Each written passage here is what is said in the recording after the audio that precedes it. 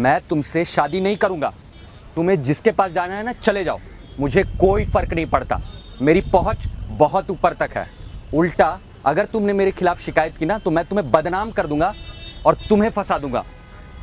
क्या आपके मन में भी कुछ ऐसी ही परिस्थिति आ रही है जहां पर आपका बॉयफ्रेंड आपके साथ यौन संबंध बनाने के बाद शादी से मुकर जाता है और उल्टा आपको धमकी देता है कि आपको झूठे मुकदमे में फंसा देगा और उसकी पहुंच बहुत ऊपर तक है, और आप अपने ही ऊपर संदेह करने लगते हैं कि क्या मुझे न्याय मिलेगा, क्या मेरे साथ कोई खड़ा है सच में। और इसी तरीके से कई लड़कियां अपना समय भी बर्बाद कर देती है और कानूनी जो प्रोसेस है वो भी अपने लिए अधिकार को भी कमज़ोर कर लेती है। तो आज का वीडियो ये आपके लिए है, क्योंकि इस धमकियों से डरने की आवश्यकता नहीं है, सच जानने की आवश्यकता है कि आखिर प्रोसेस कैसे काम करता है।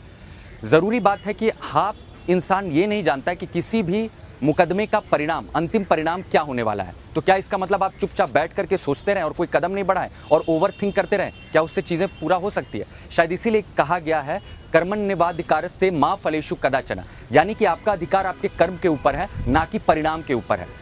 इसीलिए ज़रूरी है कि आप सही दिशा में सही योग्य अधिवक्ता से सलाह लेकर के सही स्ट्रैटेजी प्लान करें, क्योंकि किसी भी केस का जीत निर्भर करता है कि आप प्रेजेंट में उस पर कैसे काम कर रहे हैं। जो set of rules and regulations हैं, जो लॉ है, लीगल प्रोसेस है, वो काम करता है फैक्ट्स, एविडेंसेस और उसकी प्रक्रिया के आधार पर। अगर आपके साथ कोई इस तरीके से धमकी दे रहा है कि उसकी पहुंच ऊपर तक है, तो समझने वाली बात क्या है कि कानून के सामने कोई पद, पहुंच का प्रभाव नहीं होता है। कानूनी प्रक्रिया जो होती है वो अपने set of rules and regulation से चलती है, इसीलिए उसके सामने कोई नेता हो, अभिनेता हो या बहुत बड़ा कोई रसूखदार हो, वो प्रोसेस नहीं चलती। अगर एक जगह आपको न्याय नहीं भी मिल पा रहा है तो हायरार्की बनी हुई है, हाई कोर्ट है, उसके ऊपर है उच्चतम न्यायालय, नहीं सुप्रीम कोर्ट है। तो सही दिशा में सही समय पर कानूनी कदम बढ़ाए, उत्तेजित होकर के कोई गलत फैसला ना उठाए। अगर इस तरीके से आपके साथ कोई यौन संबंध बना करके वादा करके आपको छोड़ दे रहे तो सेक्शन 69 BNS का लगता है। साथ ही साथ कई बार ये देखा जाता है कि उसके साथ जबरदस्ती, उस लड़की के साथ उसका बॉयफ्रेंड बच्चे गिराने की भी बात करता है, तो ये बहुत संगीन अपराध है सेक्शन 89 BNS का, उसके कंसेंट के बिना, उसकी सहमति के बिना। समझने वाली चीज़ें क्या है कि कभी कभी आपके मन में यह ख्याल आता है कि मेरे साथ मेरी परिवार नहीं खड़ा, मेरे साथ कोई नहीं खड़ा, मैं शायद अकेली ना पड़ जाऊं।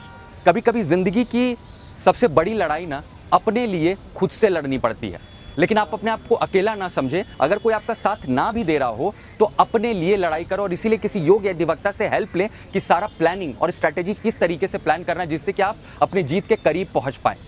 और कोई भी फैसला अपने प्रेजेंट सिचुएशन पे हो सकता है कि आपका अभी प्रेजेंट समय बहुत विपरीत हो, तो उस आधार पे अपना फ्यूचर का डिसीजन कभी भी ना ले, क्योंकि समय की पता है एक खास बात क्या होती है कि वह हमेशा एक जैसी नहीं होती है, वो बदलती है। और आपका भी समय आएगा, और वो लड़का, वो व्यक्ति जो आपको आज धमकी दे रहा था, वो अपना पावर का, अपने पहुंच का घमंड दिखा रहा था, शायद कल को उसी को उस फैसले पे सबसे बड़ा पछतावा होगा।